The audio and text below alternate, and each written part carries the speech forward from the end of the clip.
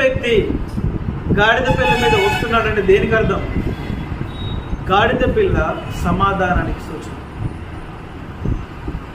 అదే వ్యక్తి యేసుక్రీస్తు వారు గాడిద పిల్ల మీద వస్తున్నాడంటే దాని అర్థం, యెరూషలేమా నీకు సమాధానం కలుగును గాక, ప్రజలారా మీకు సమాధానం కలుగును గాక, నేను మీకు తీర్పు తీర్చడానికి రావట్లేదు కానీ మీకు సమాధానం ఇవ్వడానికే వస్తూ ఉన్నానండి.